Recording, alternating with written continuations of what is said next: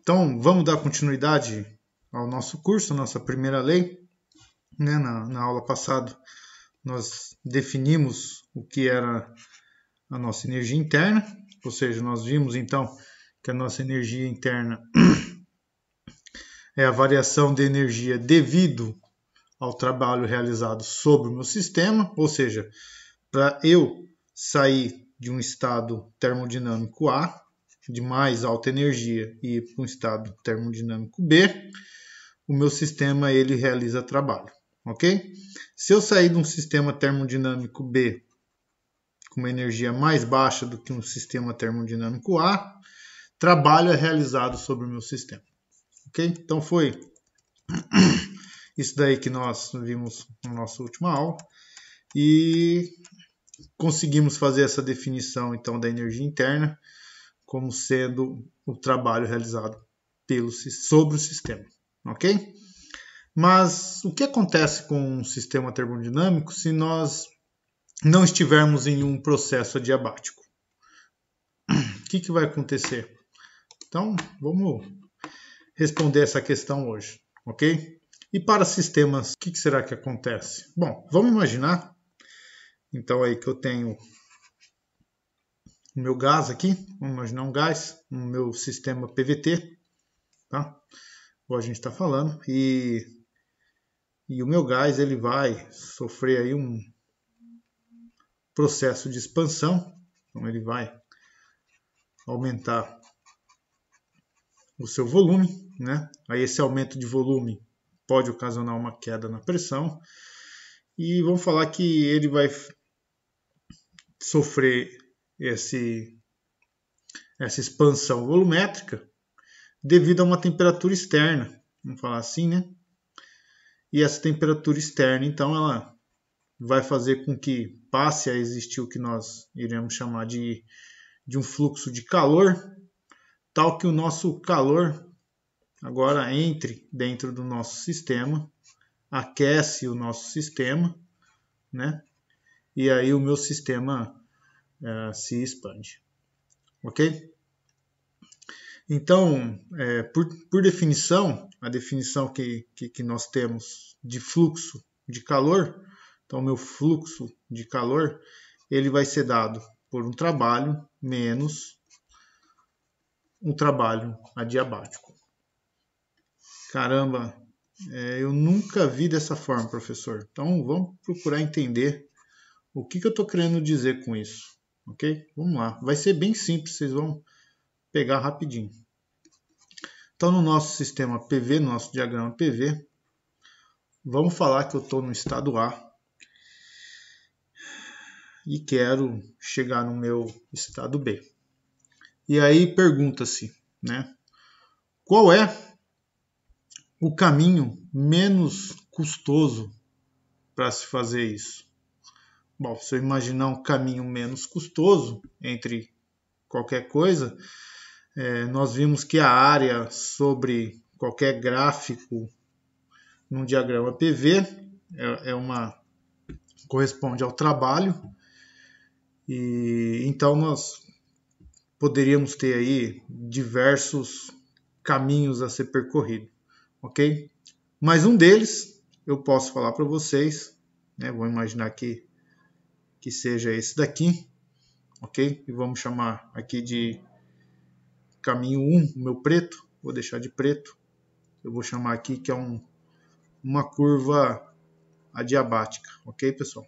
Então vamos chamar isso de uma curva adiabática.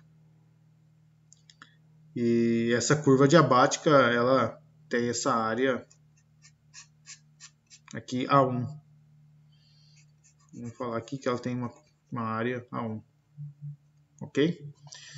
E aí a gente pode estabelecer o seguinte, a gente pode falar assim, bom, se eu tenho uma determinada quantidade de energia, digamos, proporcional à minha área A1, ou seja, que seja igual a essa minha área A1, se eu tenho essa quantidade de energia A1, qual é o possível caminho que eu posso percorrer saindo do meu estado A e chegando no meu estado B? E aí vocês vão dizer, bom, é um caminho adiabático, e no meu caminho adiabático nós sabemos que Q é igual a zero. Ótimo, muito bem. Mas aí eu falo, mas por que não eu não posso vir até um ponto B' e depois descer para o meu ponto B? E aí aqui a gente vê que nós temos um processo em que o meu volume é constante e, portanto, nós sabemos que aqui não tem trabalho, ok? E o meu único trabalho a mais seria, então, essa minha área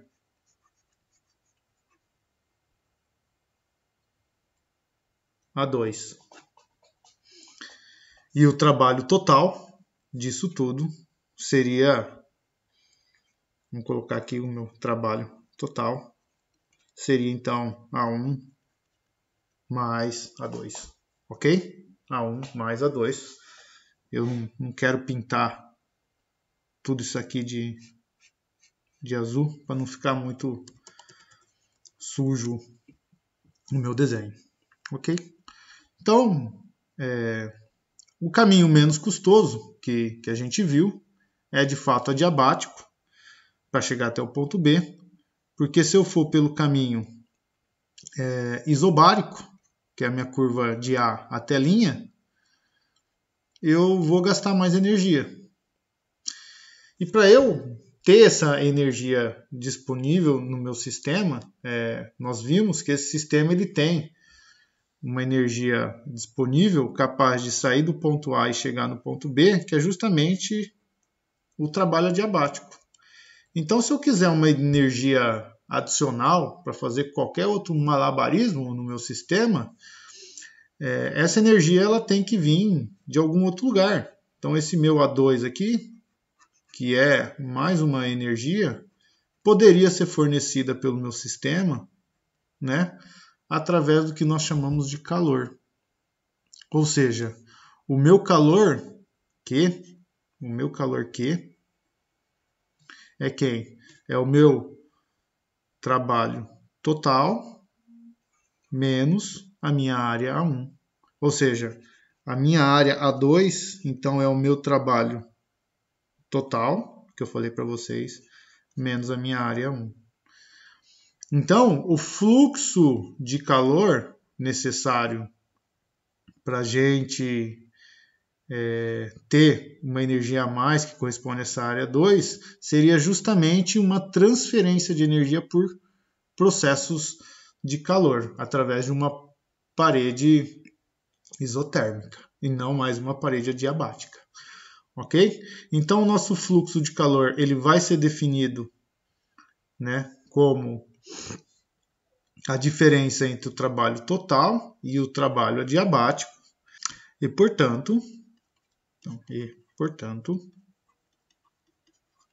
o meu fluxo de calor Q ele vai ser o meu trabalho total menos o UB menos o A, ok?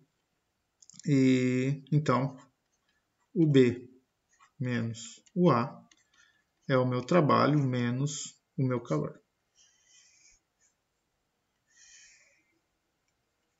Ok? Bom, o que é importante nós frisarmos aqui? Que o meu calor ele pode ter dois sinais. Ok? Então, ó, o meu calor ele pode ter dois sinais. Então, ó, para o trabalho total sendo maior do que o trabalho adiabático, meu fluxo de calor é positivo. E, portanto, vamos falar assim, e, portanto, vamos dizer ou dizemos que o calor entra no nosso sistema.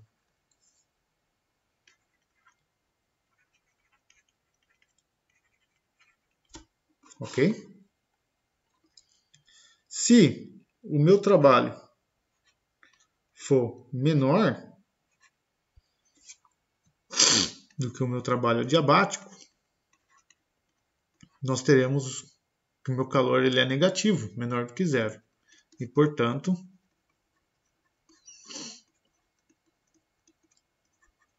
dizemos que o calor,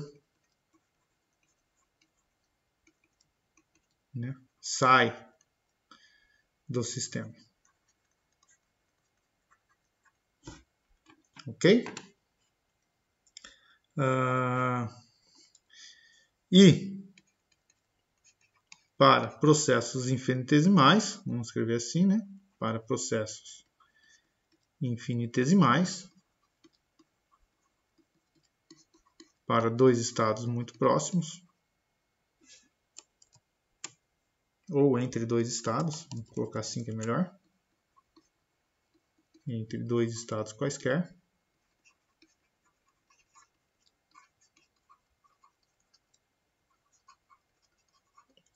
nós podemos escrever que o meu dU é igual a um d'W menos o dq.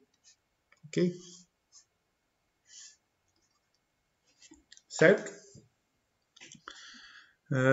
E aqui, tá? De forma geral, esse é o trabalho, como eu disse, trabalho total.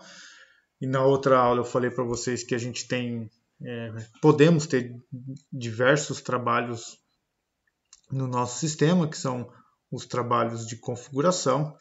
E se nós tivermos mais de um além do PDV, a gente só ir somando, ok? No caso de processos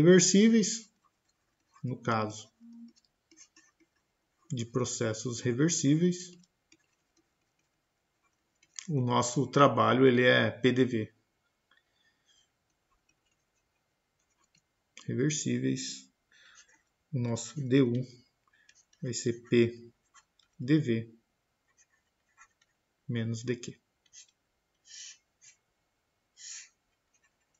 Ok? Bom, e aí uma pergunta que a gente precisa tentar compreender. O meu trabalho, eu falei para vocês, né? Ou o meu d'W, a gente usou esse linha porque nós mostramos que o trabalho ele depende da trajetória, ele não depende apenas dos pontos inicial e final. Ele depende da trajetória. Mas quando nós especificávamos que esse trabalho era um trabalho ao longo de uma curva diabática, nós vimos que o trabalho, esse d'W, ele poderia ser considerado de uma forma exata, de tal maneira que nós conseguimos definir uma propriedade do nosso sistema que nós chamamos de dU. E esse dU, ele era uma diferencial exata. Ou seja, na minha equação, eu tenho uma diferencial inexata, que é o meu trabalho, e tenho uma diferencial exata, que é o meu dU. E a pergunta agora é, o meu dQ seria uma diferencial exata ou inexata?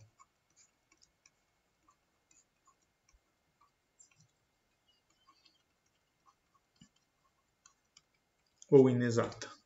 Bom, a gente já pode parar para responder isso de uma forma muito simples, que é o seguinte, né? Se o meu dQ for uma diferencial exata, isso quer dizer que no meu estado A, pode existir uma referência de energia aí que seja Q0. E no meu estado B também possa ter um Q0 mais alguma outra coisa de energia, ok? Só que o meu estado B ele pode ser alcançado por diferentes processos. Então a gente não sabe dizer qual seria essa energia no meu estado B, ok? Então, a minha diferencial de calor ele vai ser sempre uma diferencial inexata. Portanto, assim como o trabalho, o meu calor ele vai depender dos processos que ligam dois estados quaisquer, ok?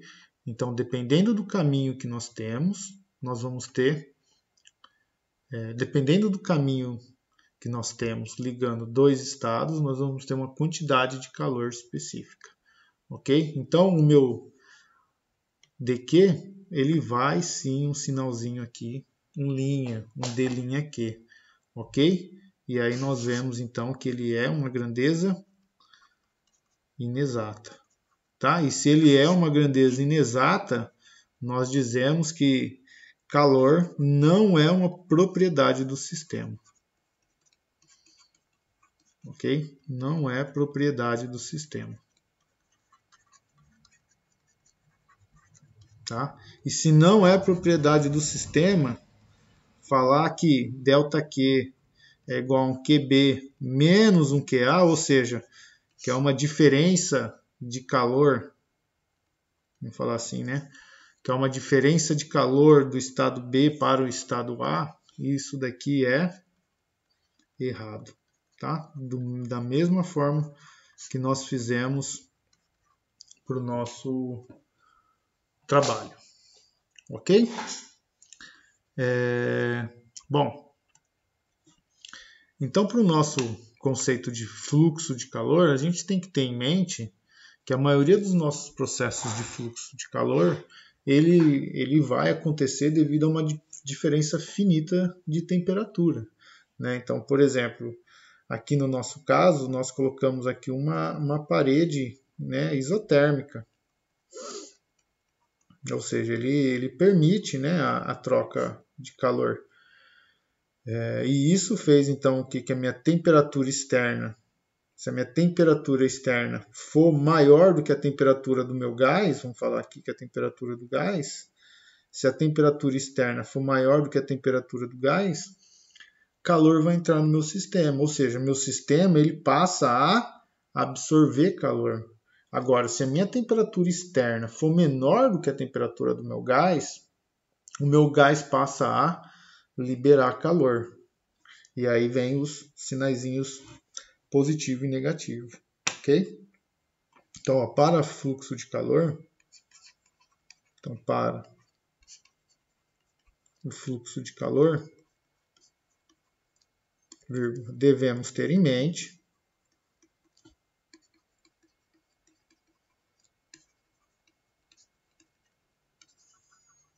que uma diferença de temperatura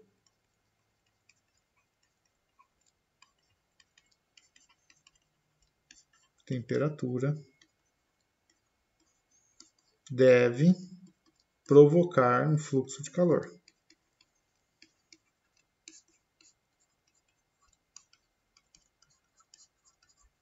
Ok?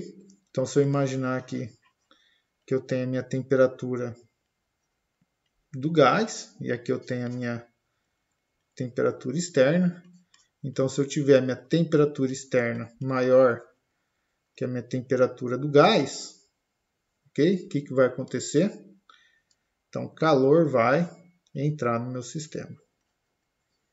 Então, vai entrar calor e, portanto, o sistema absorve energia.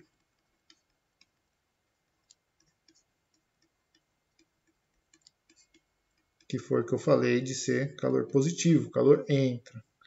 Agora, para o caso em que a minha temperatura externa é menor do que a temperatura do meu gás, tá?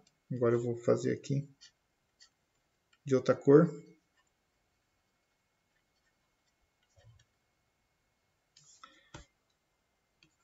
O calor sai do meu sistema, então aí o sistema libera energia. Ou seja, a vizinhança absorve calor, né? Em vez de ser o sistema absorvendo o calor da vizinhança. Ok? E para finalizar, isso é uma coisa bem curta, né? Para finalizar, a gente entende que em um processo cíclico,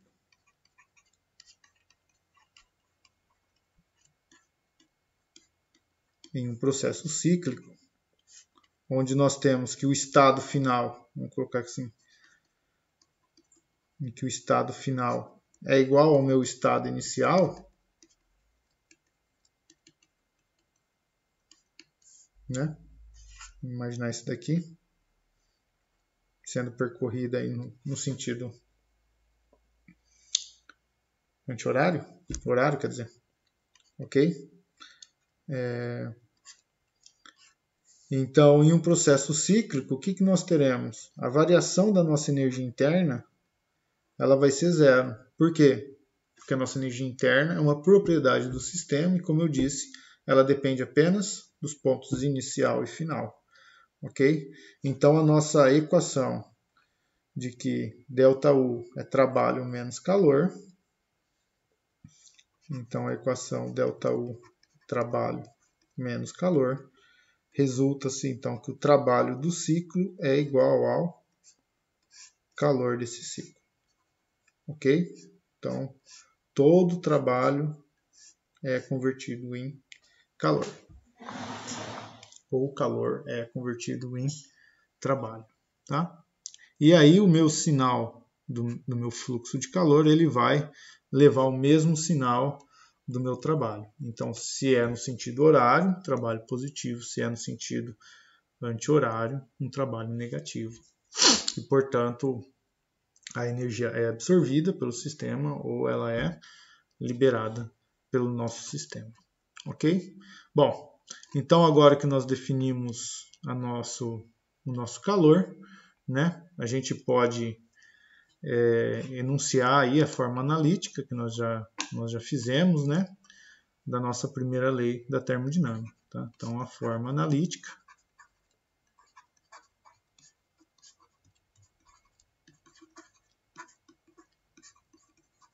da primeira lei da termodinâmica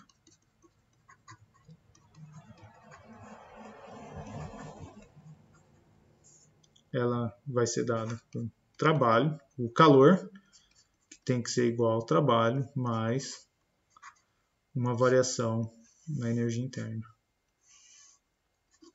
Ou seja, se nós pensarmos especificamente para um gás ideal, o que a nossa equação ela nos está dizendo? Que se o meu sistema vai lá e absorve calor, se esse meu sistema absorve calor, parte desse calor que ele está absorvendo, ele vai converter em trabalho, ou seja, ele pode aí sofrer um processo de expansão, e parte desse meu calor vai ser convertido em energia interna. E aí a energia interna, nós vamos ver com gás ideal, ela é basicamente a energia cinética. Então a gente vai estar falando que está absorvendo calor e a nossa temperatura vai estar aumentando. Ok? Essa é a forma como 99% das pessoas compreendem a lei da termodinâmica, tá? Mas ela é apenas uma representação matemática da primeira lei da termodinâmica. A primeira lei da termodinâmica, o que tem que se ter em mente é que ao longo de qualquer processo entre dois estados termodinâmicos quaisquer, tá? Ao longo de qualquer processo adiabático entre dois estados termodinâmicos quaisquer, tá? O trabalho sempre corresponderá à variação da energia interna, ok? Então isso quer dizer que o meu sistema ele tem em um estado A uma quantidade de energia e para ele ir para um estado de nível de energia mais baixo, ele tem que realizar trabalho, ou trabalho é realizado sobre ele para ele sair de um estado mais baixo e chegar no estado mais alto de energia para processos adiabáticos, ok? E isso basicamente quer dizer que os estados de energia, os níveis de energia entre os estados termodinâmicos A e B não vai estar se alterando, vai estar apenas se convertendo em um em outro, ok? Obrigado, pessoal. Até a próxima aula. Tchau, tchau.